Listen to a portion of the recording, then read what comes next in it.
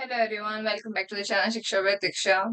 सो अब इस हम सेशन में PYQ 2025 डिस्कस करेंगे। I have created so many videos already in the same playlist where आप सब जाकर के देख सकते हो। तो उसमें काफी जो भी टॉपिक्स हैं, जो इम्पोर्टेंट टॉपिक्स है, इवन लास्ट ईयर का भी जो PYQ था वो भी डिस्कस किया हुआ है। तो अगर आप PYQs और ये सारे जो भी प्लेलिस्ट में सारी वीडियोस हैं 2x में करके एक बार देख लेंगे, तो तब आप अगर आपने कुछ भी नहीं पढ़ा और आप वर्किंग प्रोफेशनल है जिनको टाइम नहीं मिलता, still you will score good marks. ठीक है। मेरा सीधा सीधा मोटिव इन सब सेशंस का, ये इन सब वीडियोस का सिर्फ ये है कि आपका एक जो थॉट प्रोसेस है वो उस तरीके से बन सके जिस तरीके से आप पेपर अच्छे से लिख सकें। ठीक है। क्योंकि इन सब चीज में इतनी डिटेल्स या इतनी सब चीजों की जरूरत नहीं है। इट्स जस्ट दैट कि आपको पेपर लिखना आना चाहिए और उस पेपर लिखने के लिए क्या क्या रिक्वायरमेंट है, क्या क्या थॉट प्रोसेस होना चाहिए, किस तरीके से लिखे, वो ही सब चीजें मैं इस वीडियोस में कवर कर रही हूँ। ठीक है। अब आप सबसे पहले ये मान लीजिए आपके पास ये पेपर आएगा। आपने लीगल के पेपर में सबसे पहले रिकॉग्नाइज करना है, क्योंकि केस सारे क्वेश्चंस में केसेस होंगे, मोस्टली सारे क्वेश्चंस में केसेस होंगे। आपको आइडेंटिफाई करना है कि किस टर्म की है, किस एक्ट की है, किस चीज की बात उस केस में हो रही है। अगर आपने उसको आइडेंटिफाई कर लिया, यू हैव, मैं बोलूंगी आपने 90% तक की जो भी उसका निचोड़ था उसका केस का वो निकाल लिया। ठीक है। नाउ इट्स जस्ट दैट कि आपको पूरी जो भी अपनी स्टोरी राइटिंग करनी है या अपना आंसर फ्रेम करना है वो उसी के ही आसपास करना है। ठीक है। आपने पता कर लिया कि ये चीज इसके लिए है, पहले उसको एक्सप्लेन कर दो। उसके कोई टाइप्स वगैरह हैं, ज्यादा टाइप्स हैं, अगर आपको लगता है नहीं उसमें जो एक्चुअल में उस केस से रिलेटेड बनता है तो उसको एक्सप्लेन कर दो। ये आप एक्सप्लेन कर देंगे ना, आपका 1 से 1.25 पेज तक आप सिर्फ इंट्रोडक्शन में कवर कर सकते हैं। लेटर ऑन आपको उस केस के बेसिस पे एप्लीकेशन आप मतलब एप्लीकेशन करते वक्त आप थोड़ा सा एक्सप्लेन कर दोगे कि इस टर्मिनोलॉजी का या इस एक्ट का या इस चीज का इस केस में इस तरीके से इम्पैक्ट पड़ रहा है। उसके बाद आपको क्या करना है, कोई रेजोल्यूशंस पूछता है, नहीं पूछता, तो अगर आपको रेजोल्यूशंस पता है सो गो फॉर इट, रेजोल्यूशंस बता दो। रेजोल्यूशंस बताने के बाद आपने कंक्लूजन जरूर लिखना है। स्टिल अगर आप कहते हो कि नहीं दीक्षा मैं कंक्लूजन ज्यादा अच्छे से नहीं लिख पाऊंगा या नहीं लिख पाऊंगी, स्टिल आपने कंक्लूजन हेडिंग डाल के कुछ ना कुछ as a summary of your answer जरूर लिखना है। क्योंकि अगर आप ये सब चीजें कर देंगे तो आप एक तरीके से अपने आंसर के साथ ना कॉन्फिडेंस ऐड कर देते हो कि यस, मैं एकदम ही उठ के नहीं आ गया, मैंने कुछ पढ़ा है, इस पे मैंने मेहनत करी है। और इस कॉन्फिडेंस देख करके प्रिपेयर जो भी चेकर होता है वो आपको ऐसे ही नंबर दे देता है। ठीक है। और दूसरी चीज, अगर आपके आंसर्स में आपको लग रहा है कि मेरे वर्ड्स इतने अच्छे नहीं है, इतने इफेक्टिव नहीं है, देन आपको बहुत सिंपल इंग्लिश यूज करनी है। सिंपल इंग्लिश में भी आपको लगता है कि नहीं अभी अच्छे से और नहीं मैं कर पा रहा, then go for it for the flow chart, और थोड़ा सा जो जिसमें आप थोड़ा सा नहीं कहते हैं ड्राइंग के थ्रू या फ्लो चार्ट के थ्रू उस कंसेप्ट को समझा सको। देन वहां पे अपनी वो क्रिएटिविटी दिखानी है। अगर आपने ये चीज कर दी तो आपके नंबर इतने जल्दी ऐसे इंक्रीज होंगे ना कि आप बोलोगे अरे पढ़ा तो मैंने कुछ भी नहीं था एंड स्टिल मैं अच्छे नंबर स्कोर कर रहा हूँ, ये कर रही हूँ, जो कि और बंदों ने पता नहीं कितनी मेहनत करी थी एंड तुम अपना बिजी शेड्यूल के साथ साथ नंबर भी अच्छे स्कोर करने लग जाओगे। ठीक है। तो जैसे कि पहला क्वेश्चन है, पहला क्वेश्चन सबको पता है, that is a mandatory one. पहले क्वेश्चन को एक बार ही पढ़ लिया करो, जो 15 मिनट मिलते हैं स्टार्टिंग ऑफ द पेपर में, तो उसमें पहले उसको पढ़ लो क्या है, क्योंकि वो काफी लेंथी होता है। अगर वो पार्ट बेसिस पे मिल गया, जैसे अगर उसमें पूरे क्वेश्चन में पूरा एक केस स्टडी 3 से 4 पन्नों की नहीं है, इट्स जस्ट दैट की इन स्मॉल पार्ट है, तो भी आप एक बार को उसको बाद में लास्ट टाइम की तरह छोड़ सकते हो। बट अगर वो 3 से 4 पन्नों की है तो आपको अपने दिमाग में ड्राफ्ट तो पहले ही उस 15 मिनट्स में बना लेना है कि आप क्या लिखने जा रहे हो, क्योंकि नहीं तो फिर इतनी होच पोच हो जाती है कि आप नहीं कर पाओगे उसको टारगेट और आपके 20 नंबर स्ट्रेट फॉरवर्ड ऐसे चले जाएंगे। ठीक है। जो ये PYQ 2025 का है उसमें एक चीज प्लस है, मतलब या बेनिफिट में आप कह सकते हो कि इसमें जो फर्स्ट मैंडेटरी क्वेश्चन है उसके 4 डिफरेंट पार्ट्स हैं। तो अगर 4 डिफरेंट पार्ट्स है तो आपको एक तरह से समझ लीजिए आपको 3 से 4 पेज भरने की रिक्वायरमेंट नहीं है फॉर 20 मार्क्स। आपको वो 3 से 4 पेज भी ना, मतलब बहुत मैं बोलूं 2 से 3 पेज में आपका काम हो सकता है, जहाँ से आपको 4 से 5 पेज में करना था, वो काम आपका 3 से 4 पेज में भी हो जाएगा, अगर आपको ये पार्ट्स में मिल जाता है क्वेश्चन आपका फर्स्ट वाला, ठीक है? तो उसमें बस आपको ये करना है कि आपको अपना बेस्ट देना है। अब जितने छोटे-छोटे क्वेश्चन हो जाते हैं, जैसे मतलब कि 5 नंबर का 1 क्वेश्चन हो गया। अब उसमें आपने क्या एक्सप्लेन करना है, कांसेप्ट क्या डिस्कस हुआ है, उसका एप्लीकेशन ऑफ द केस क्या है, तीसरा कोई कंक्लूजन या रेमेडी कुछ पूछता है तो, बस। इसके बियॉन्ड कुछ नहीं जाना, और अगर आपने ये चीज़ लिख दिया, देन मोर देन इनफ है, आपने बहुत अच्छा उसको सैटिस्फाई कर दिया उस क्वेश्चन को, ठीक है? जैसे ये पहला क्वेश्चन है, chic style, a popular clothing brand discovers the competitor has started a selling apparel under the name चिक स्पेस स्टाइल, ठीक है? इसका मतलब कि जो पॉपुलर क्लॉथिंग ब्रांड है, उसने देखा कि उसका कॉम्पिटिटर आएंगे जो कि उसके जैसा नाम ही यूज कर रहा है। अब आप खुद देखो, क्या ये चीज सही है, नहीं है? Is this fair practice? If not, definitely आपको इसके क्या अगेंस्ट में लिखना पड़ेगा। अगर इसके अगेंस्ट में आप लिखने जा रहे हो, तो आपको ये भी पता होगा कि इसके लिए क्या रेजोल्यूशन होना चाहिए। आपको पता है कि द रेजोल्यूशन और the act is there which is known as trademark वाला, ठीक है? वो आपके दिमाग में आ गया। आप उसके बाद आप ये देख सकते हो कि क्या क्या रेमेडीज होंगी। भाई सीधी सी बात है, कंपेंसेशन हो सकता है, ठीक है, केस हो सकता है, मतलब जो भी सो एंड सो, ये अपने दिमाग में अपने पहले पढ़ते साथ ही इसे आपने ड्राफ्ट कर लिया। अब उसकी वजह से मुझे analyse whether the constitutes trademark infringement due to the deceptive similarities similarity and discuss the legal remedies available। अब आपने इस लाइन को ना जरूर पढ़ना है कि वो आपसे मांग क्या रहा है। उसने खुद ही बोल दिया, भैया ट्रेडमार्क का कुछ है इसमें, है तो बता दो। डेफिनेटली आपको क्या करना पड़ेगा, ट्रेडमार्क का कॉन्ट्रैक्ट जो सॉरी ट्रेडमार्क का जो एक्ट है उसको एक्सप्लेन करना पड़ेगा, ठीक है? उसके बाद उसने पूछा है डिसेप्टिव सिमिलैरिटी का वर्ड एक यूज किया है, ठीक है? आप डिसेप्टिव सिमिलैरिटी अगर आप को पता है, वो भी आपको एक्सप्लेन करनी पड़ेगी यहाँ पर। दूसरा चीज, लीगल रेमेडीज, ये समझ लो लीगल रेमेडीज, या मैं बोलूँ कंसिक्वेंसेस, ये तो आपने लिखने ही लिखने लीगल्स में कहते हैं, लीगल पेपर में ये तो मान के चलो, ये तो लिखना ही लिखना है। किसी ने कुछ गलती करी होगी तो आपको कंसिक्वेंसेस गिनवाने लगने हैं, किसी के साथ बुरा होना है तो आपने उसमें रेमेडीज लिखनी है, बस सीधी सी बात है, ठीक है? अब आंसर देखो, हमने पहले क्या बताने लग गए, डिसेप्टिव सिमिलैरिटी, नाम से ही पता चल रहा है कुछ एक सिमिलैरिटीज होंगी, उसकी वजह से कहते हैं कंफ्यूजन हो रहा होगा कंज्यूमर के लेवल पे, ठीक है? A mark is considered deceptive similar when it resembles मतलब एक जैसा another trademark so closely that it's likely to confuse or mislead consumers regarding the origin of goods or services। कि भैया सबको लगेगा ना कि वो जो बहुत पॉपुलर ब्रांड है चिक स्टाइल, वही है चिक स्पेस स्टाइल, है ना? उसकी वजह से क्या होगा, जो चिक स्पेस स्टाइल है उसको आते साथ ही मार्केट में आते साथ ही एक्सेप्टेंस मिल जाएगी, क्योंकि इस कंफ्यूजन की वजह से उसका तो भाई ये कहते हैं बहुत अच्छा मतलब उसकी बिक्री बिक्री शुरू हो जाएगी, ठीक है, प्रॉफिट वगैरह वो अच्छे से बना लेगा।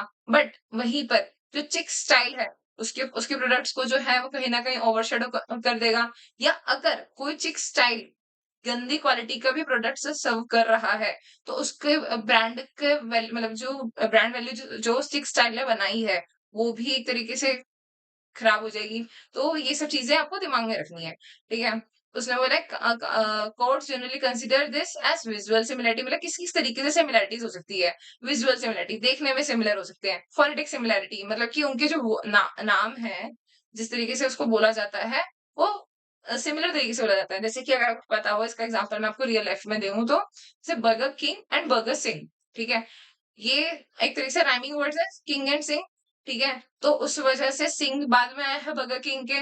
सो डेफिनेटली सिंह को भी मार्केट एक्सेप्टेंस इजीली मिल गई होगी, रेदर देन जो बर्गर किंग ने अपनी खुद से बनाई है, ठीक है? अब हम कह सकते हैं कि in a long run burger Singh ने अपना कंज्यूमर बेस अच्छा सा बना लिया, इस वजह से उसके ऊपर कोई दिक्कत ज्यादा खास है नहीं, उसको कुछ दिक्कत, अब उसने भी अपनी एक अलग से सेपरेट आइडेंटिटी बना ली है। बट मैंने एक एग्जांपल के लिए आपको बताया, ठीक है? तीसरी चीज स्ट्रक्चरल सिमिलरिटीज, कि मतलब कुछ बनाया उस तरीके से, ये सिमिलर सिमिलर सा, नेचर ऑफ द गुड्स कुछ सेम सेम सेम से बनाए हैं, ठीक है? ये क्लास ऑफ कंज्यूमर्स जो टारगेट कर रहा है वो कुछ एक तरीके से टारगेट कर रहा है, मतलब सर्विस देने का तरीका सेम जैसा ही है कुछ, ठीक है? अब यहाँ पे आपने लिख दिया, आपने जहां हेडिंग डाली ना एप्लीकेशन ऑफ द केस, ठीक है? एक चेक करके नहीं कि एक्सपेक्टेशन आपने एकदम इंक्रीज कर दी कि भाई ये जिस बंदे के मैं कॉपी चेक कर रहा हूँ ना, आम आम बात तो नहीं है, बहुत बड़ा मतलब कोई तुर्रम खान है जिसकी मैं कॉपी चेक कर रहा हूँ कि भैया वो मुझे एप्लीकेशन ऑफ द केस भी समझा रहा है अलग से। ठीक है, तो आपको कुछ जान ही रहा, बट उस बंदे के दिमाग में अच्छी इमेज बन रही है तो बनने दो ना, क्या दिक्कत है। Chic style and chic space style are almost identical in pronunciation, both the marks relate to the clothing products. Consumers may believe that both the products originate from the same company. Therefore, there is a strong possibility of the consumer confusion, making it as a case of deceptive similarity and the trademark infringement. Remedy क्या दी जाएगी भैया? Remedy is act itself. अब act को explain कर दो। A trademark is a distinctive sign, symbol, word, logo, design, and combination thereof that identifies the goods and services of the businesses and distinguishes them from those of the competitors in India. Trademarks are protected under the Trademarks Act 1999. इतने सब में आपको पता है याद क्या करना था? This trademarks act 1999। इससे पहले का सारा जो भी था ना, वो मैंने आपको इस तरीके से बताया कि आपको वो याद करने की जरूरत नहीं है, वो आपके दिमाग में बैठ गया होगा। अब आपको जो याद करना है वो सिर्फ ये ट्रेडमार्क्स एक्ट 1999। और वो क्या करता है? वो एक तरीके से प्रोटेक्शन प्रोवाइड करता है, so that the brand can have the distinctive sign, symbol, word, logo, design, combination, so and so। ठीक है, लीगल रेमेडीज क्या अवेलेबल हैं? अब देखो, वो अगर आपको नहीं पता ही, वैसे तो ये वाले वर्ड्स यूज करने चाहिए: injection, damages, account of profit, destruction of infringing goods, passing of action. अगर नहीं पता, कोई दिक्कत नहीं है, नहीं याद हो रहे, आप सिर्फ और सिर्फ जो इसकी एक्सप्लेनेशन मैं आपको बता रही हूँ वो याद करके वो लिख देना, that is more than enough. ठीक है, द कोर्ट में restrain the competitor from using the infringing mark. जो भी कंफ्यूजन क्रिएटिंग मार्क है, ये उसको यूज करने से कंपिटिटर को वो एक तरीके से रिस्ट्रेन कर सकते हैं कि भैया नहीं करोगे आप यूज।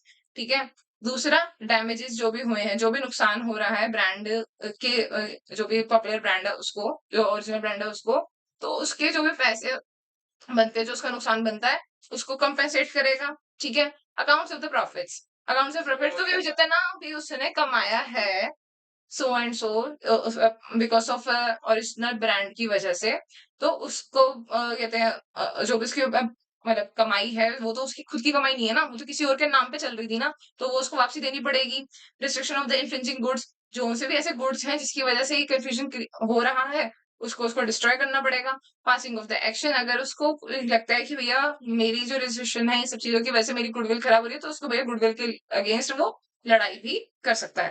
ठीक है, कंक्लूजन में क्या लिखना है? कंक्लूजन में भी आपने सिर्फ ये लिखा कि since the Chik space style is a deceptively similar to Chik style is a original brand, ठीक है, and is used similar goods, it is likely to constitute trademark infringement. The owner can seek injunctions, damages, and the other remedies under the Trademarks Act 1995। Summary लिखी है बस यहाँ पे, जो भी ऊपर एक्सप्लेन किया सिर्फ समरी लिखी है यहाँ पर। Second question, Meditech patent case. Meditech patent case में क्या था, मैं आपको बताती हूँ। ये मेडिटेक करके एक कंपनी है जिन्होंने एक न्यू चीज इन्वेंट करी है कि जो कार्डियक डायग्नोस्टिक्स होते हैं, जो भी मतलब दिल के बीमारियां होती हैं, उसको एआई के थ्रू उसको आइडेंटिफाई करना। ठीक है, so this is something kind of a new invention, believe सो।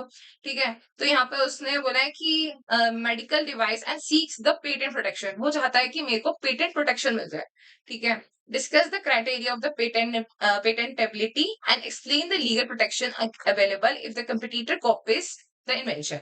अगर competitor को कोशिश करता है कॉपी करने का उनकी इन्वेंशन को, तो क्या क्या लीगल रेमेडीज उनके पास होंगे और किस तरीके से वो अपने आपको लीगल प्रोटेक्शन प्रोवाइड कर सकते हैं, ये सब चीजें हमें बतानी है।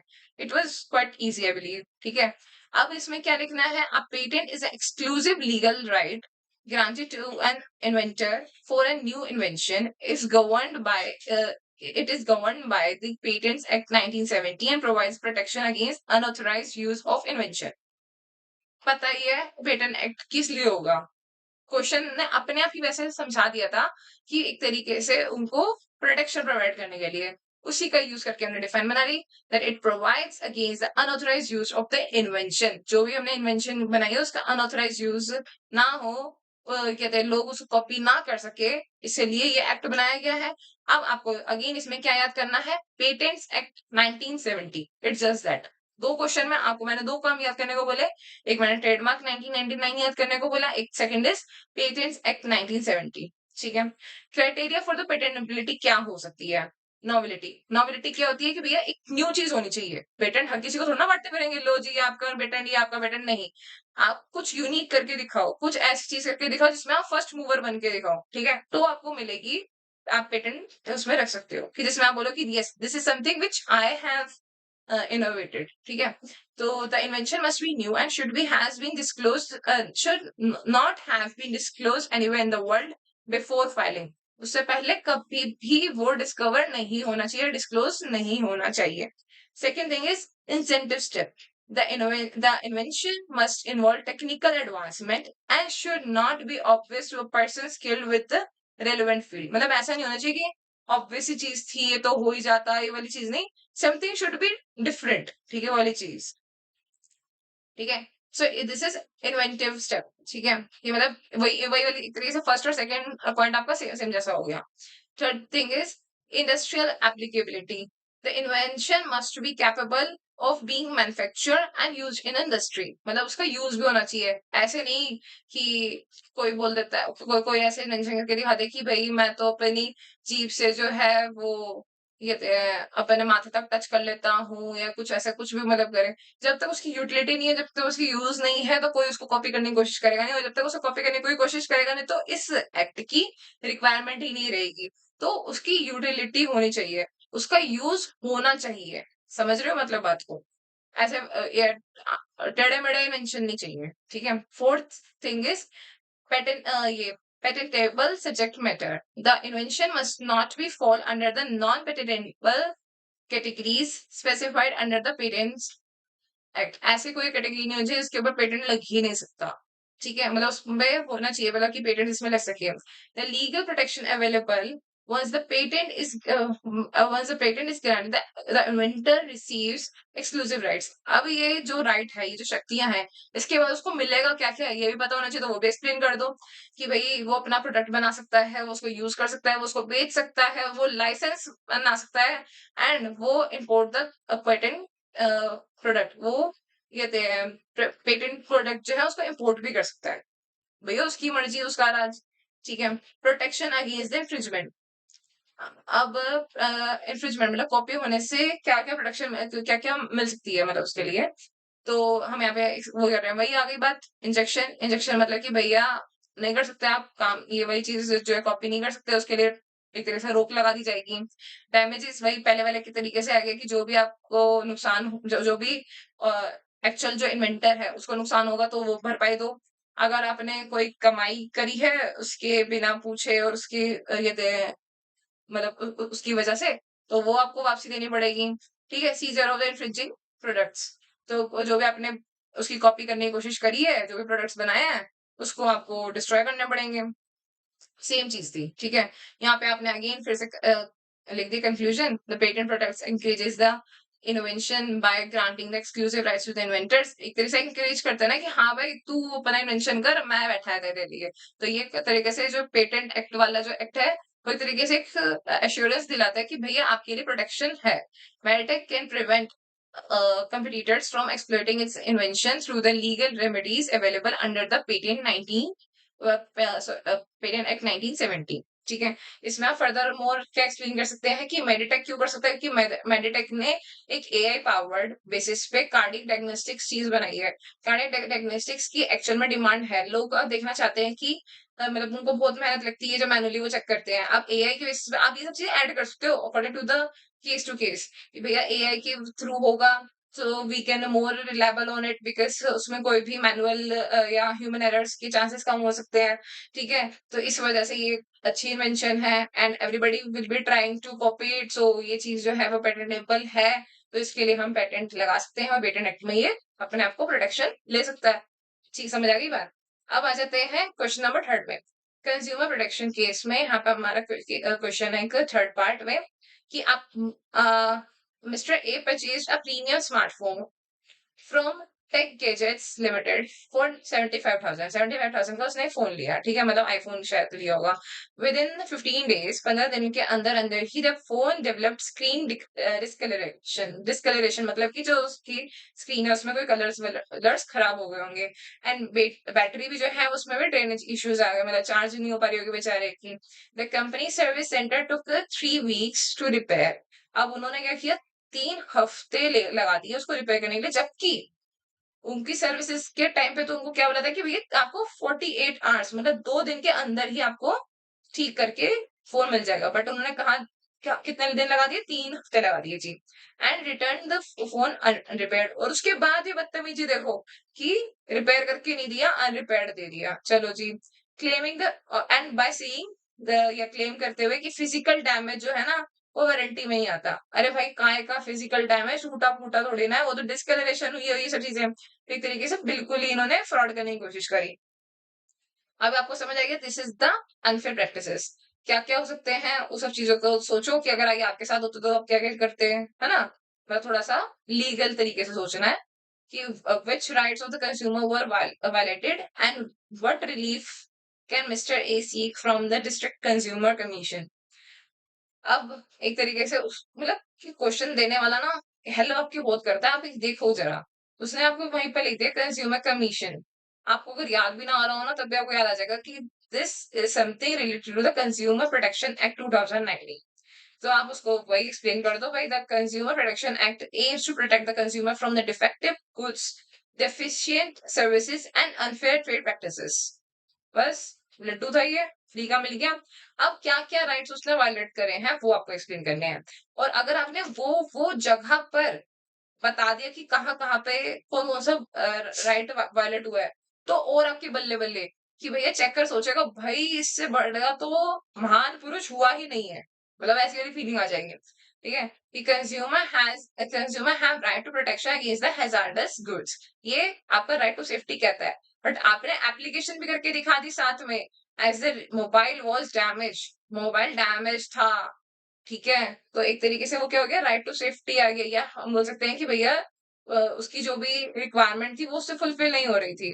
दैट राइट टू इन्फॉर्म नहीं होता, the consumers must receive the accurate information regarding product quality and performance, कि उसको भाई सारी चीजें पता होनी चाहिए थी वेल इन एडवांस की क्या क्या होना चाहिए, क्या क्या करना चाहिए, या कितने कब उसको सर्विस मिल पाएंगी, कब उसकी रिपेयरमेंट हो पाएगी, वारंटी में क्या क्या चीजें हैं क्या क्या नहीं है, सब चीजें तो पता होनी चाहिए थी। ठीक है। बट उसको प्रॉमिस तो किया गया था कि 48 घंटे में तुम्हें सर्विस मिल जाएगी, बट उसको तब भी 3 हफ्ते में उसी स्टेट में वापसी मिल गया फोन, है ना। राइट टू सीक रिड्रेसल, या उसको सोल्यूशन मिलना चाहिए। The consumer have right to obtain the compensation for the defective goods, उसको डिफेक्टिव गुड्स के अगेंस्ट में कंपेंसेशन मिलना चाहिए। बट उसको तो कोई कंपेंसेशन मिला नहीं, इवन उसको एक्सक्यूज दे दिया, didn't share the right resolution to the consumer and even given the excuse that the physical damage is not covered in warranty। ठीक है, तो ये तीनों चीजें इन्होंने महानताएं करी और गलत काम करे। So deficiency in the service थी, so failure to repair the smartphone despite repeated complaints and constituents, the deficiency in the service under the act. So remedies क्या क्या अवेलेबल है उनके लिए वो हमने यहाँ पे एक्सप्लेन करी है कि right repair of the product, भैया रिपेयर करके दो। सीधी सी बात है कि गलत अगर आपने दिया है तो रिप्लेसमेंट करके दो, रिप्लेसमेंट मतलब कि आपको ना कोई नया स्मार्टफोन देना चाहिए। ठीक है ना। और रिफंड में क्या करोगे आप कि भैया अगर आप उसको रिफंड नहीं कर सकते, नहीं आप कुछ कर पा रहे, तो आपको उसको पैसे दे दो वापसी, सीधी सी बात है। और अपना पुराना जो भी आपने बेकार सा प्रोडक्ट दिया है उसको रख लो अपने पास। कंपेंसेशन की जो भी आपने उसको मेंटल हेरेसमेंट हुई है, बेचारी इंस्टाग्राम नहीं चला पा रही होगी, फोन नहीं चला पा रही होगी, तो उसकी वजह से जो भी उसका कंपेंसेशन बनता है वो उसको ला के दो। ठीक है। लिटिगेशन कॉस्ट, कि भैया जो भी उसको ये थे अगर उसने कोई भी आपके अगेंस्ट में एफआईआर या कोई केस वगैरह करे तो उसमें जो भी उसके खर्चे लगे हैं वो उसको भरपाई करो। ठीक है। तो कंक्लूजन में भी आपने मुझे लिख दिया, the failure is addresses the defective violates important consumer rights। The Consumer Protection Act 2019 provides the effective remedies including repair, replacement, refund and compensation। अब आ जाता है क्वेश्चन फेमा का, फेमा 1999।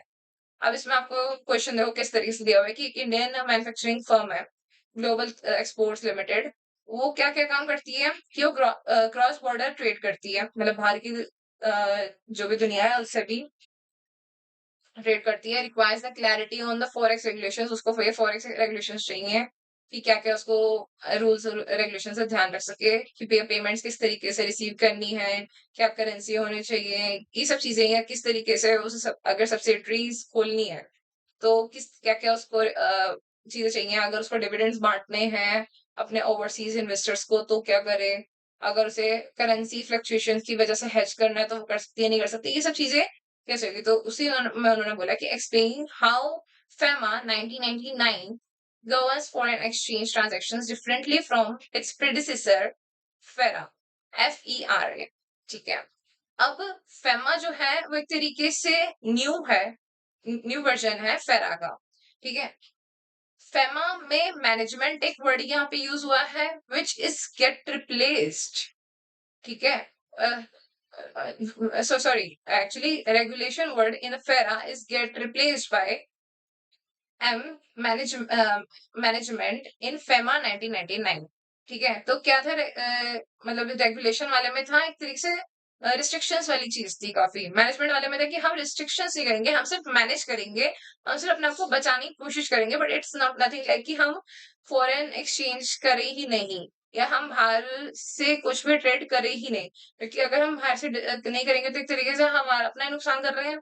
ठीक है, so the foreign exchange management 1999 regulates from exchange transactions in India. It replaced FERA in order to facilitate international trade and maintain an orderly foreign exchange market। ठीक है, इस सब चीज का बहुत अच्छे तरीके से, बहुत अच्छे अच्छे वर्ड्स में, बहुत अच्छे अच्छे फ्लो चार्ट्स में मैंने सेपरेट वीडियोस में बताया हुआ है। मैं यहाँ पर ये सब चीजें एक्सप्लेन नहीं कर सकती, बट मैं आप सबको बोलूंगी कि अगर आपको अपने पेपर में अच्छे नंबर लेके आने हैं या इवन इंटरेस्ट से पढ़ना है सब्जेक्ट को भी या मजे लेकर के पेपर लिखना है, तो प्लीज वो सारी प्ले लिस्ट में जो भी वीडियोस हैं वो सब देख लेना, बहुत अच्छे तरीके से आपको मजा आएगा, है ना, सरदर्द नहीं लगेगी आपको ये चीज।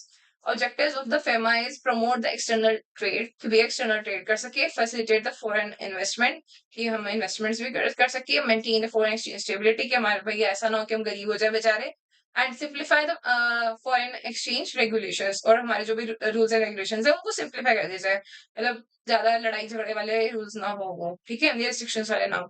सो application of the business operations, अगर कोई बिजनेस ऑपरेशंस करने होंगे तो क्या क्या किस तरीके से कर सकते हैं कि foreign currency payments, FEMA regulates the receipts and payment of the foreign currencies, allow करती है कि कर सकते हो आप। ओवरसीज सब्सिडीज भी वो अलाउ करती है, इट्स नथिंग लाइक कि आप नहीं कर सकते हैं।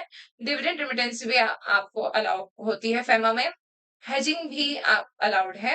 अब इन दोनों में कंपैरिजन क्या है वो आप देख लीजिए कि मैनेजमेंट ओरिएंटेड है ये कि भैया मैनेजमेंट कर रहे हैं, इट्स जस्ट दैट कि हम अपने को बचाना चाहते हैं, हम रिस्ट्रिक्ट नहीं कर रहे बाहर जाने से। ठीक है, यहाँ पे एक तरीके से आप ये समझ लो फेरा इज काइंड ऑफ जो ऑर्थोडॉक्स हमारी थॉट्स हैं हमारी सोसाइटी में कि नहीं भैया हमें लड़कियों को बांध के रखना है कि हम उनको बाहर नहीं भेजेंगे, उनको पढ़ाएंगे नहीं करेंगे। सो this is something like the फेरा। ठीक है, और फेमा का क्या है कि नहीं मैं अपने बच्चे की या बच्ची की प्रोटेक्शन तो चाहता हूँ, बट मैं उसको उड़ने भी देना चाहता हूँ, तो मैंने उसके साथ साथ कुछ जो भी चीजें रखी है वो मैनेज करने के लिए रखी है, ना कि उसको बांध के घर में बिठाने के लिए। So this is something FEMA is. ठीक है, so management oriented and control oriented civil law में आता है और ये क्रिमिनल लॉ में आता है। फैसिलिटेट्स द ट्रेड्स, ये फैसिलिटेट करता है ट्रेड करने के लिए कि हाँ जाके जाओ बाहर जाओ व्यापार करो। ये एक होता है रिस्ट्रिक्टिव अप्रोच, क्यों करना है घर में बैठे रहो, ये वाली चीज। फ्लेक्सिबल प्रोविजंस, इसमें जो प्रोविजंस है वो फ्लेक्सिबल है, इसमें स्ट्रिगनेंट है। इसमें इकोनॉमिक लिबरलाइजेशन है कि लिबरलाइजेशन मतलब थोड़ी छूट दी जाती है, इसमें फॉरेन एक्सचेंज को बचाने में ज्यादा ध्यान दिया जाता है, तो इसमें कोई छूट वूट नहीं है। कंक्लूजन में आपने लिख दिया यहाँ पे एक तरीके से लिख दिया कि भैया FEMA is created as a liberal and business friendly foreign exchange framework that promotes the international businesses while ensuring the regulatory compliance। ठीक है, अब आ जाता है क्वेश्चन नंबर 2। ठीक है, legal systems reflect the distinct philosophical tradition and the shape businesses regulations across jurisdiction। Critical examine how variations in the legal philosophy influence corporate decision making। अब इस तरीके से बोले कि भैया लीगल सिस्टम्स किस तरीके से होते हैं, क्या-क्या उनकी फिलोसॉफिकल ट्रेडिशंस होते हैं और किस तरीके से वो हमारे बिज़नेस को भी इन्फ्लुएंस करते हैं, ठीक है? तो लीगल सिस्टम ना एक तरीके से मतलब उनके जो डिसीजन लेने का तरीका, फ्रेमवर्क्स, इन सब की वजह से थोड़े-थोड़े से इनके टाइप्स में डिफरेंस आते हैं। सो वही चीज़ है, a legal system refers to the framework of the laws, institution and the procedures through which a country governs society and resolves the disputes. Different countries have different legal systems, which significantly influence business operations, contractual relationships, resolution, regulatory compliance. मतलब सबके अलग-अलग तरीके, मतलब वही चीज़ जो मैंने आपको हिंदी में बताई, वही चीज़ यहाँ पे लिखी हुई है कि हर कंट्री का अलग-अलग तरीका होता है कि भैया किस तरीके से वो बिज़नेस ऑपरेशंस करते हैं, किस तरीके से रिलेशनशिप्स बनते हैं, किस तरीके से उनके रेज़ोल्यूशंस देने का तरीका है, वो सब कुछ डिफरेंट है। अब types of the legal systems में क्या आ जाता है? First is common law system. The common law system originated in England and based in largely in the judicial precedents and court decisions. Generally सबसे ज्यादा जो यूज होता है वो कॉमन लॉ सिस्टम ही होता है, ठीक है? अगर मैं आपको बताऊं कि व्हाट इज इट एक्चुअली, कि जिसमें हम सब कुछ रीजनिंग सब सारे अपना हम सोच विचार करने लग जाते हैं डिसीजन लेने से पहले कि एक्चुअल में ये क्या है, क्या अकॉर्डिंग टू द सिनेरियो क्या होना चाहिए, क्या सोसाइटी कहती है, ये सब चीजें हमारी जो भी चीज जो भी डिसीजन लेने से पहले हम रीजनिंग लेते हैं वो हम कॉमन लॉस में लेते हैं। Judgement law plays an important role. इसमें क्या होता है कि भैया जो भी जज होता है वो बहुत अच्छा रोल प्ले करता है कि उसकी इंटेलेक्चुअल चीज ज्यादा वेरी करती है कि उसकी क्या समझ थी इस सिचुएशन को लेके, वो किसको गिल्टी मानता है, किसको गिल्टी नहीं मानता है, वो सब चीजें उसमें आती है। Past judicial decisions act as a precedents. तो इसमें जो एक तरीके से जो पुराने जजेस ने ये जो डिसीजन लिए थे उसको देखा जाता है हेल्प लेने के लिए कि हमें डिसीजंस क्या लेने चाहिए। फ्लेक्सिबिलिटी इसमें होती है कि इंटरप्रिटेशन की, कि according to the scenario, according to the case, the जज कैन टेक डिफरेंट डिसीजंस। ऐसी बात नहीं है कि उसको लगता है कि नहीं उस टाइम पर वो डिसीजन सही था बट इस टाइम पर कोई और डिसीजन सही हो सकता है, तो वो डिसीजन भी ले सकता है। तो ये सब चीजें किसके अंदर थी? कॉमन लॉ सिस्टम के अंदर। ये जनरली किस किन कंट्रीज में होता है? ये इंडिया में होता है, यूके में होता है, यूनाइटेड स्टेट में होता है। Civil law system. Civil law system में क्या होता है? एक तरीके से ये वो है कि जिसमें हम जो भी बुक्स वगैरह बनी हुई है, ये जो भी हमारे रूल्स बने हुए हैं, उन सब चीजों के ऊपर ध्यान देते हैं और उस पे उसी के हिसाब से हम डिसीजन लेते हैं। और कोई भी जजमेंट या कुछ भी चीज जो है वो ज्यादा वेरी नहीं करती according to the intellectual of the जजेस। क्यों? क्योंकि यहाँ पे हर एक चीज रिटन डॉक्यूमेंट की वजह से या सिस्टमेटिकली कॉडिफाइड की वजह से होता है, ठीक है? अब जैसे कि मैं समझाने दोनों में कंपैरिजन बताने की जरूरत करूँ तो इसमें आपने उससे जज की रीजनिंग्स के ऊपर वेरी कर रहा था। यहाँ पर तो वो वाली चीज हो गई, हमारे यहाँ तो ऐसा ही होता है वाली बात हो गई, जिसमें लिखा हुआ है कि हमारे यहाँ पे अगर ये रूल बना हुआ है कि जैसे कि रात को बाहर नहीं जाना, या लड़कियां बाहर नहीं जाएंगी, या लड़के घर पे रहेंगे, तो वही वाली बात है, कोई उसका का रीजन पीछे नहीं है। इट्स जस्ट दैट हमारे यहाँ तो ऐसा ही होता है और उसी तरीके से वो चलाते हैं कहानी। इसमें फीचर्स कैसे होते हैं कि सिस्टमेटिकली कोडिफाइड है, ठीक है? जजेस interpret rather than the create law, ठीक है? वो लॉ नहीं क्रिएट करते, वो इवोल्यूशन नहीं लेके आते, जो चीज है उसी को ही लेके चलते हैं। और इसमें प्रिडिक्टेबिलिटी और की चांसेस ज्यादा होती है कि भैया जिस तरीके से पहले चल रही थी कहानी, जो अभी तक चल रहा था, जो दादा परदादा कर रहे थे, वही आज के बंदे करेंगे, वही आगे आने वाली पीढ़ी भी करेगी, और एंड सो चलता रहेगा। वो वाली चीज हो गई सिविल लॉ सिस्टम में। ये कौन सी कंट्रीज फॉलो करती है? फ्रांस, जर्मनी एंड जापान करती है। Religious law system. Religious law system क्या होता है? ये एक तरीके से मॉरल्स के बेसिस पे काम करते हैं कि जो रिलीजियस डॉक्ट्राइन है, जो हमारे ग्रंथों में लिखा गया, उसी को ही लॉ बना लिया। जिस या कोई फैमिली का बड़ा बंदा जो होता है वही पर्सनल मैटर्स जो भी सॉल्व करता है, वो सब चीजें रिलीजियस लॉ सिस्टम में आती है। इसका एग्जांपल है इस्लामिक लॉ, ठीक है? जैसे उनके में है कि हमने अगर जो भी उनकी प्रैक्टिसेस है वो उन्होंने जो मान ली वही चीज आगे ही कैरी फॉरवर्ड होती रहेगी। Socialist law system. Socialist law system होता है this state plays a dominant role in economic activities. ये एक्चुअल में इकोनॉमिक एक्टिविटीज के हिसाब से होती है। मेन इसमें फोकस होता है कि भैया किस तरीके से हमें बेनिफिट हम उठा सकते हैं उस सिनेरियोस का। तो ये हाइब्रिड होती है सिविल एंड कॉमन बेसिस पे, ठीक है? दोनों के एक तरीके से आप समझ लो हाइब्रिड वर्जन होता है ये। Public ownership of the resources, government controls over industries, emphasise on the collective welfare, सबका विकास लेके चलने वाली बात ही इसमें होती है। और impact on the disease business decisions में क्या क्या हो सकता है सबकी वजह से? The contract on the enforcement differs across countries, क्योंकि सबका जो लीगल सिस्टम्स है हर एक कंट्री में अलग अलग है। इन्वेस्टमेंट रेगुलेशन जो है वो वेरी करेगा। कॉर्पोरेशन गवर्नेंस है वो वेरी करेगा। इंटेलेक्चुअल प्रॉपर्टी प्रोटेक्शन जो भी एक्ट्स वगैरह हैं वो सब वेरी वेरी करेंगे। टैक्सेशन और जो कंप्लायंस रिक्वायरमेंट्स है वो भी चेंज होंगे। तो लीगल सिस्टम जो है वो जरूरी है एक बिजनेस को चलाने के लिए। और लीगल अवेयरनेस अगर होती है तो उससे हमारा क्या क्या बेनिफिट होता है कि हमारे जो रिस्क होते हैं वो खत्म हो जाते हैं। जो कंप्लायंस होते हैं हम उसको इंश्योर कर सकते हैं जिससे हमारे कोई भी पेनल्टी वगैरह नहीं लगे। और हम एक डिसीजन भी अच्छा ले सकते हैं।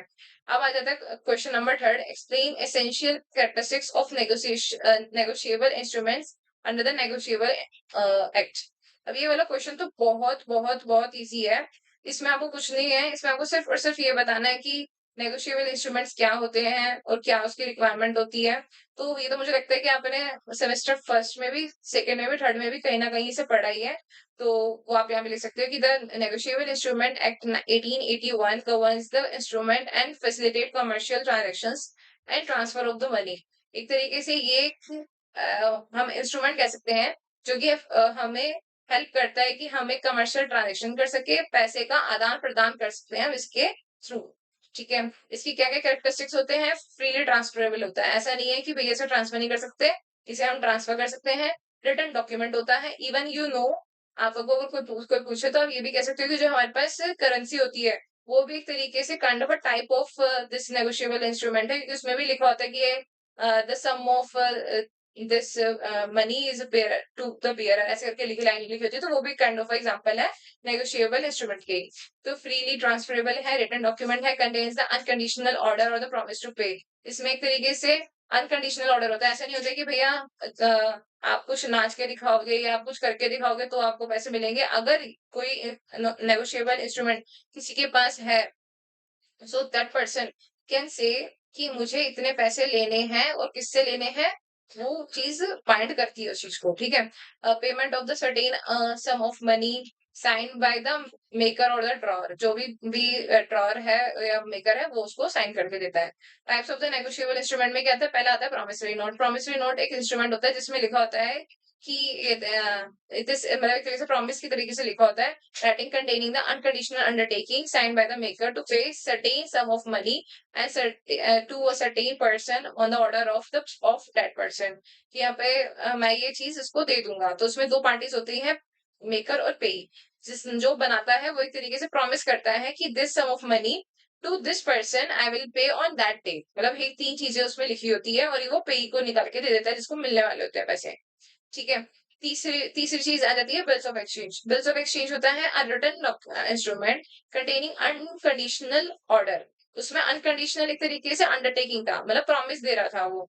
ठीक है। इसमें क्या है? अनकंडीशनल ऑर्डर है कि आप आपको मतलब जो भी बना रहा है वो एक तरीके से ऑर्डर देता है ट्रॉय को, जिसको बना के वो देता है कि भैया इतने पैसे इस बंदे को दे दियो उस समय पे या जो भी चीज है। ठीक है। सो एंड सो वो सब चीज लिखता है। signed by the drawer directing a certain person is a Troy to pay certain amount of money to specified person on his order। वो होता है bills of exchange।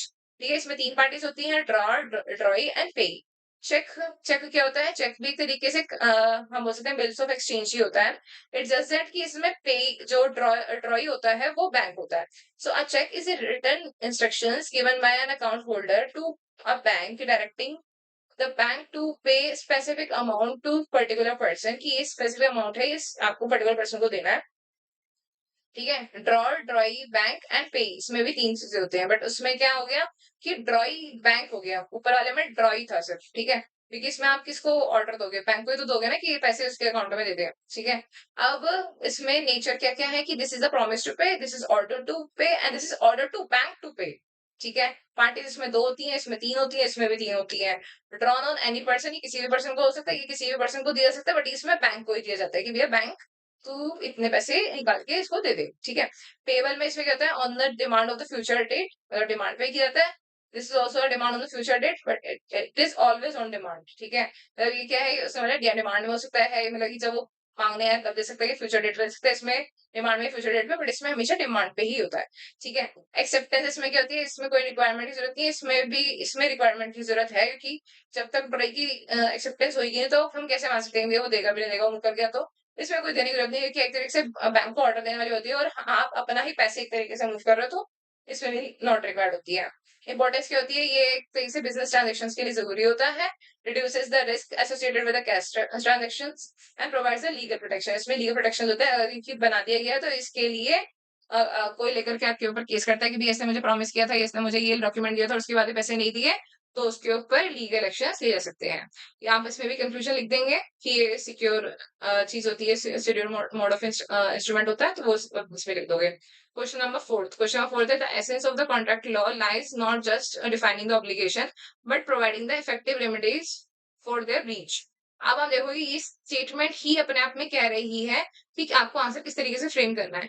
डेफिनेटली जो कॉन्ट्रैक्ट बनाया जाता है, ये लॉ बनाया जाता है, इट्स नथिंग लाइक कि आपको सिर्फ ऑब्लिगेशंस बताई जाती है, जबकि आपको रेमेडीज भी बताई जाती है कि अगर आपको किसी ने कॉन्ट्रैक्ट तोड़ा है तो आप उसके ऊपर क्या क्या रेमेडीज ले सकते हो। ठीक है, तो इसके ऊपर आपको सबसे पहले तो लिखना है yes the above statement is true as the law says the interest of the every party of the contract, so there are remedies for breach of contract.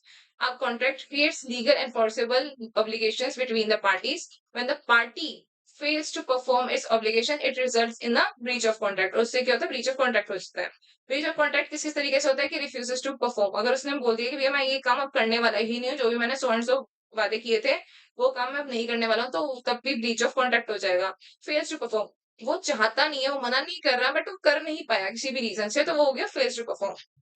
ठीक है, परफॉर्म्स इम्प्रॉपरली, उसने किया तो परफॉर्म बट ढंग से नहीं किया, जो जो रिक्वायरमेंट्स थी वो सारी फुलफिल नहीं करी। अब टाइप्स ऑफ ब्रीच कैसे हो सकता है कि एक्चुअल ब्रीच हो गया कि भैया जिस डेट को पे करना था उसी टाइम नहीं किया। एंटिसिपेटरी ब्रीच उसने पहले बता दिया कि मेरे पास ये चीज हो गई है, ये मेरे सिनेरियोज है, ये मेरी कंडीशन है, अब मैं ये वादा जो भी मैंने बोला था वो मेरा नहीं निभा सकता, तो ये एंटिसिपेटरी ब्रीच हो गया। अब रेमेडिस क्या दे सकते हो, भैया जो भी डैमेजेस हुए हैं उस सबकी बेसिस पे आप उसका खर्चा दे दो। तो ऑर्डिनरी डैमेजेस होते हैं कि जो भी आपको डायरेक्ट नुकसान हुआ है उस ब्रीच की वजह से, उस जो काम नहीं किया उसकी वजह से, वो आपको देने पड़ेंगे।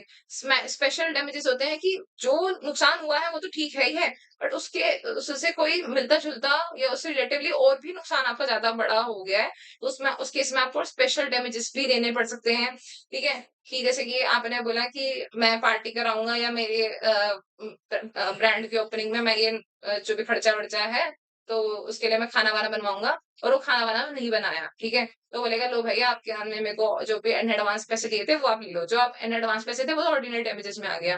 बट उसने बोला अब पैसे जो नहीं हो पा रहे, जो आप जो भी खाना था जो नहीं बन पाया, तो ना खाना बन पाने पे भी जो बाकी के ब्रांड की इमेज जो है वो खराब हो गई, तो उसका भी खर्चा देना पड़ेगा।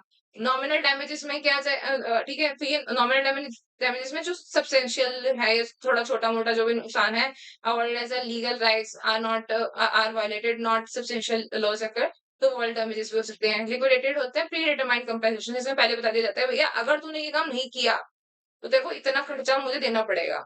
ठीक है, तो वो हमारे लिक्विडेटेड डैमेजेस हो गए। स्पेसिफिक परफॉर्मेंस की आपने नहीं कर पाए बट अब आपको ये काम तो करना पड़ेगा मेरे लिए, ये जो भी है वो वाली चीज, तो स्पेसिफिक परफॉर्मेंस एक रेमेडी हो सकती है।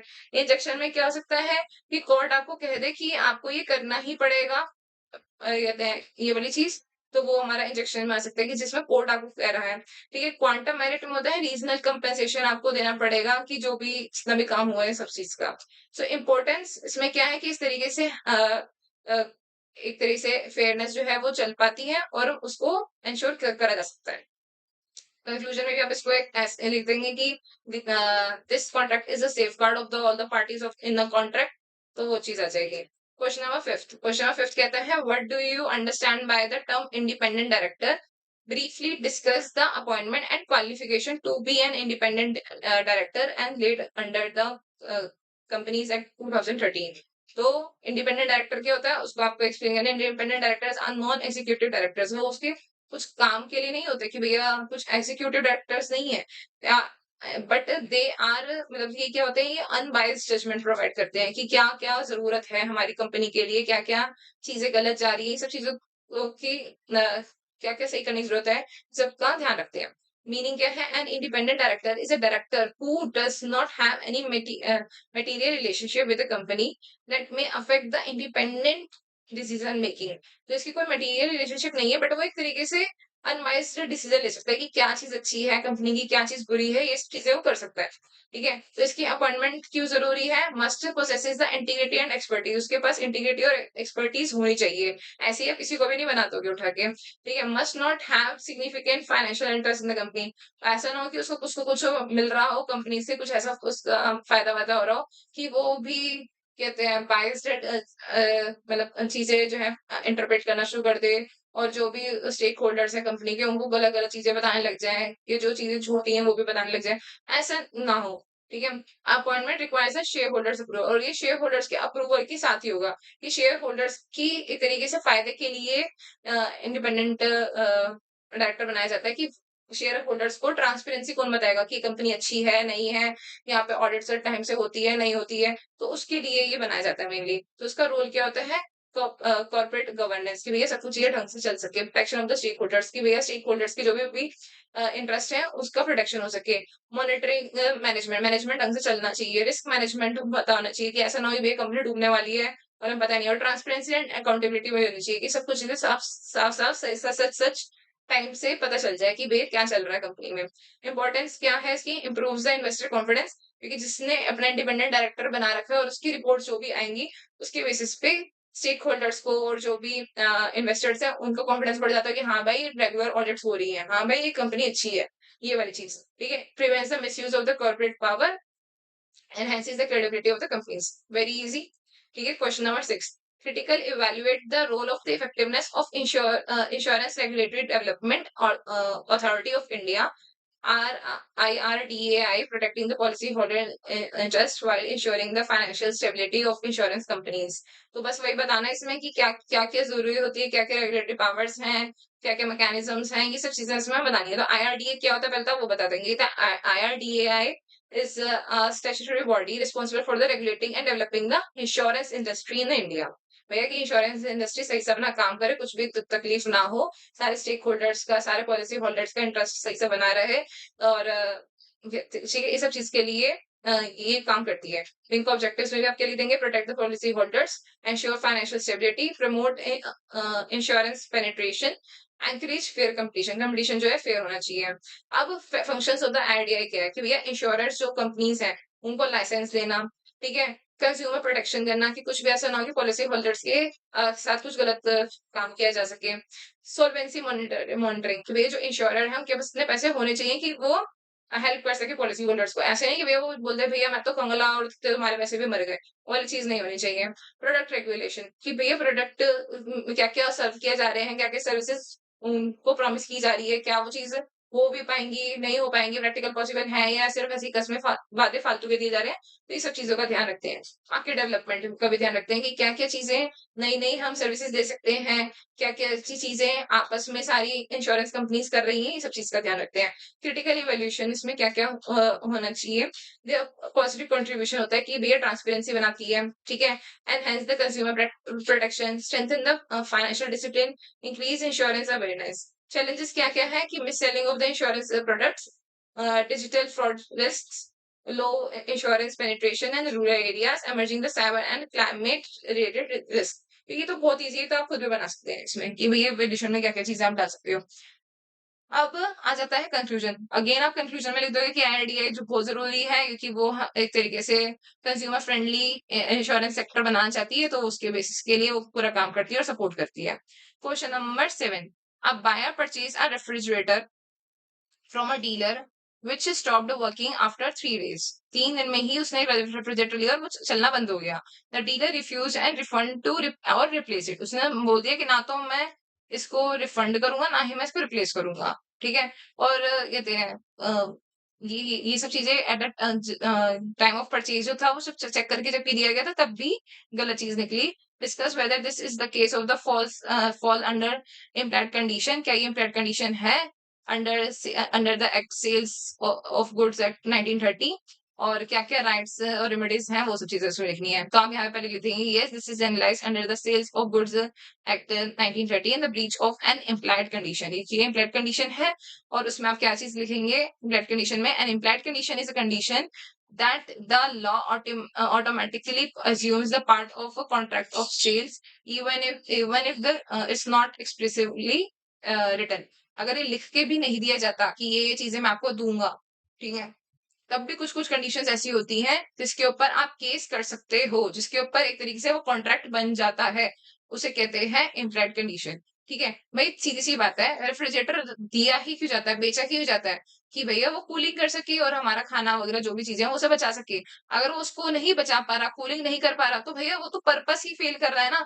तो वो एक तरीके से अपने आप में क्या है, इम्प्लॉयड कंडीशन है। सो इम्प्लॉयड कंडीशंस कौन-कौन सी यहाँ पर ब्रीच हुई है, वो यहाँ पर आ जाती है। Implied condition as a merchantability quality. वही चीज़ कि उसकी क्वालिटी किस लिए थी? उसकी उसकी यूटिलिटी किस लिए थी? कि वो हमारे प्रोडक्ट को ठंडा कर सके, ये सब के लिए कूलिंग कर सके, ठीक है? तो उसको यहाँ पे एक्सप्लेन कर रहा है when the goods are bought for the from the seller who deals with in such goods and the goods should be in the reasonable quality and the fit for the normal use. जो भी उसका normal use था, refrigerator का normal use क्या है? चीजें ठंडा रखना। अगर वो उसी को ही नहीं कर पा रहा, तो क्या है वो इम्प्लाइड कंडीशन का ब्रीच है।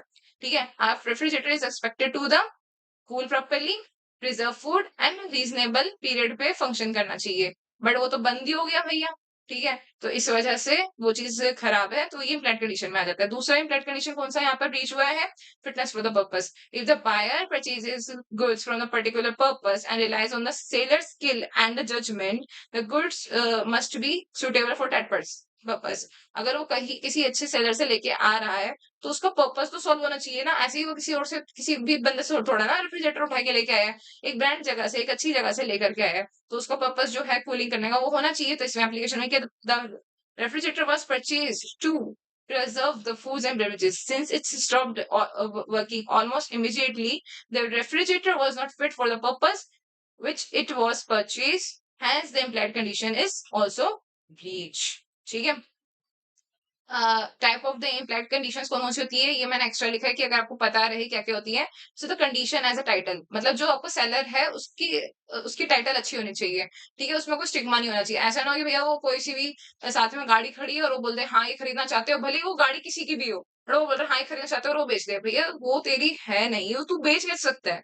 ठीक है? तो seller must have legal right to sell the goods.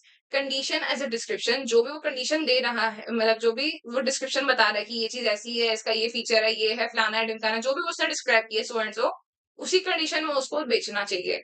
जो भी उसने सैंपल दिखाया, जैसे चावल हम खरीदने जाते हैं, तो हमें क्या देखते हैं, थोड़ा सा मुट्ठी में थोड़ा सा से चावल लेके हम चेक करते हैं कि किस तरीके से चावल है, और वही हम एक्सपेक्ट करते हैं कि पैकेट में भी जब हमारे पास आएंगे तो वही चावल लेंगे।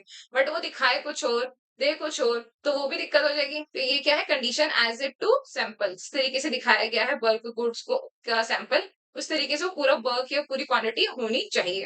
कंडीशन एज अ मर्चेंटेबिलिटी क्वालिटी, भैया जिस पर्पस के लिए लिया गया है वो पर्पस उसका सॉल्व होना चाहिए।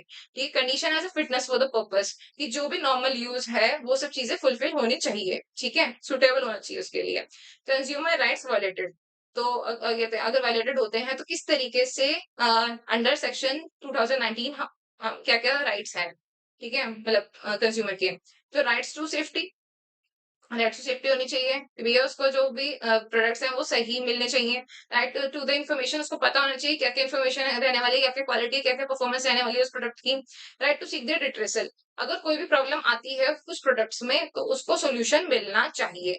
ठीक है? सो रेमेडीज क्या क्या है, या तो भैया रिपेयर करके दो, या रिप्लेस करके दो, या रिफंड कर दो, या कंपेंसेशन दो, जो भी नुकसान उसका हुआ है इतने टाइम से, जो भी उसका इनकन्वीनियंस, मेंटल कहते हैं पीस उसका हार्म हुआ है, सब चीजें देखनी चाहिए। लिटिगेशन कॉस्ट, अगर उसने आपके ऊपर कोई केस किया था और उसके बाद आपने उसको ये सारे कंपेंसेशन या रिपेयर या रिफंड या कंपेंसेशन कुछ भी दिया है, तो तब जो भी खर्चा उसका लगा था केस फाइल करने का, उसका travelling expenses so and so, वो भी आपको बियर करना पड़ेगा। सो ये सब चीजें मैंने आपको बता दी हैं।